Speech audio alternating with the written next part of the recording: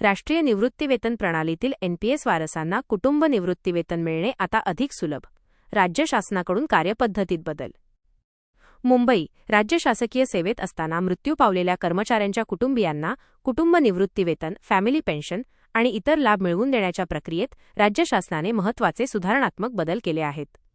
या नवीन निर्णयामुळे आता मृत कर्मचाऱ्याच्या पॅन खात्यातील जमा रक्कम काढण्यासाठी ऑनलाईन प्रक्रियेचा वापर अनिवार्य करण्यात आला असून यामुळे प्रलंबित प्रकरणांचा निपटारा वेगाने होण्यास मदत होणार आहे.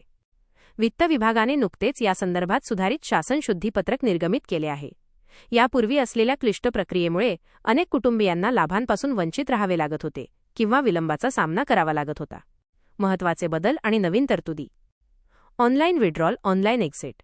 मृत कर्मचाऱ्याच्या वारसांनी कुटुंब निवृत्तीवेतनाची निवड केल्यास त्यांच्या पॅन खात्यातील जमा रक्कम काढण्यासाठी आता पीएफआरडीएच्या नियमानुसार online family pension exit withdrawal हा प्रस्ताव सादर करावा लागेल. अधिकाऱ्यांची जबाबदारी. संबंधित कार्यालयाचे प्रमुख किंवा आहरण व संवितरण अधिकारी डीडीओ यांनी मृत कर्मचाऱ्याच्या कुटुंबाकडून विहित नमुन्यात माहिती आणि कागदपत्रे गोळा करून हा प्रस्ताव ऑनलाईन पद्धतीने सादर करणे बंधनकारक आहे. हिशोबाची स्पष्टता.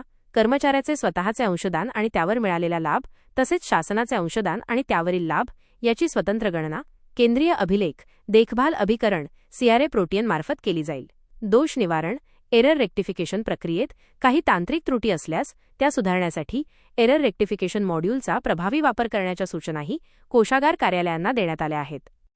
या निर्णयामुळे निवृत्तीवेतन निधी विनियामक व विकास प्राधिकरणाच्या पीएफआरडीए 2015च्या विनियमातील तरतुदींची अंमलबजावणी आता राज्यस्तरावर अधिक सुटसुटीत होणार आहे.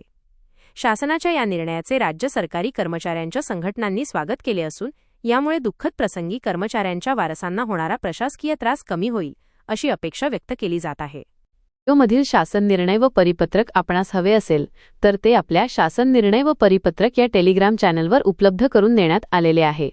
त्या ठिकाणावरून आपण ते डाउनलोड करून घ्यावे.